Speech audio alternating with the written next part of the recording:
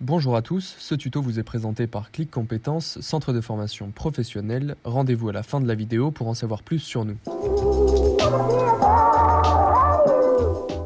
Dans une vidéo précédente, on avait vu comment créer des listes déroulantes sur Excel. Aujourd'hui, on va voir comment créer des listes en cascade ou plutôt des listes dépendantes.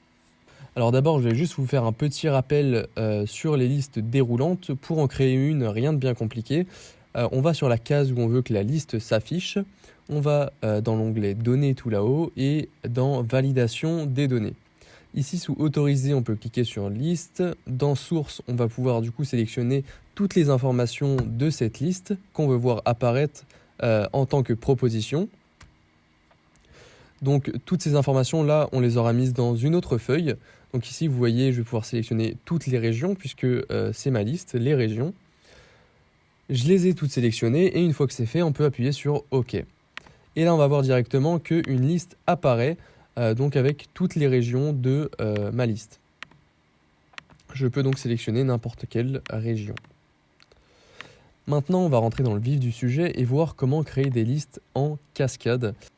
Donc là, par exemple, on a un client qui habite dans une certaine région et on veut donc savoir quel est son département. Et son département va forcément dépendre de la région et de la liste qu'on aura fait juste avant. Donc pour ce faire et pour afficher la liste qui dépend de celle-ci, on va devoir, comme pour la première liste, créer toute une base de données avec toutes les informations de chaque liste.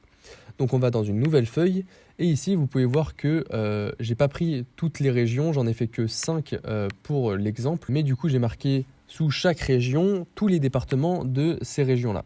Une fois que c'est fait, vous allez pouvoir donc renommer chaque liste en fonction du département. Vous pouvez voir juste ici une petite chose dans cette liste. Quand on choisit une région, eh bien il n'y a pas d'espace. Vous voyez, Hauts-de-France, il n'y a aucun espace ni de tiret. Eh bien c'est qu'on ne peut pas en mettre puisque sinon la machine ne détecte pas la donnée.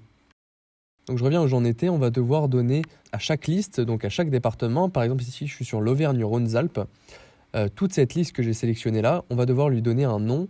Eh bien c'est Auvergne-Rhône-Alpes justement que j'ai déjà mis. Vous aurez sûrement à la place un nom de cellule, genre C3 comme ça. Eh bien vous allez devoir supprimer ça et marquer Auvergne, enfin le nom de la liste dont elle dépend. Donc ici, on va marquer Auvergne, Rhône-Alpes, sans espace, sans tiret, sans rien. Une fois que vous avez noté ça, vous pouvez faire Entrée. Et là, vous avez donné un premier nom de liste à cette liste. Vous voyez, elle s'appelle Auvergne, Rhône-Alpes. Ensuite, il va falloir faire pareil pour toutes les autres listes. Donc ici, on est sur la Bourgogne-Franche-Comté, qui est notée du coup sans espace également, ni sans tiret. On va sélectionner tout ça. Moi, c'est déjà fait. J'ai déjà redonné un nom, donc Bourgogne-Franche-Comté comme ça. Et donc là, vous faites pareil avec tous les départements. Une fois que vous avez donné du coup un nom à chaque liste, vous allez pouvoir retourner dans la première feuille et ici sous département, enfin dans la case que vous voulez voir apparaître la deuxième liste, vous allez pouvoir aller dans Données, Validation des données, c'est le même processus que pour les listes déroulantes classiques. Donc on va autoriser les listes, on va laisser cocher ces deux choses-là.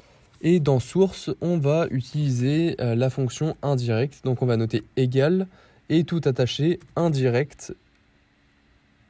On va pouvoir ouvrir la parenthèse et là on va sélectionner la case dont cette liste dépend. Donc cette liste-là, département, elle dépend de cette liste région. Donc on va cliquer sur la case région et on va fermer la parenthèse. Une fois qu'on a fait ça, on peut appuyer sur OK ou Entrée.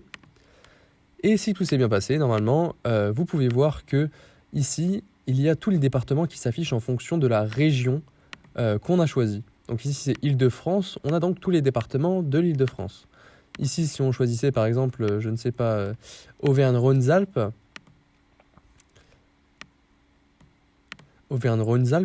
ici, eh bien, on aurait tous les départements du coup de l'Auvergne-Rhône-Alpes qui s'afficheraient.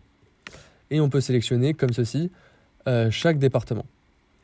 Et donc si vous voulez du coup dupliquer cette ligne et ne pas vous casser la tête bien sûr à tout refaire, une fois que vous êtes sur la dernière ligne ici, petite astuce du coup vous pouvez cliquer sur tabulation et ça va vous créer une nouvelle ligne du coup où vous pourrez re-remplir toutes les informations.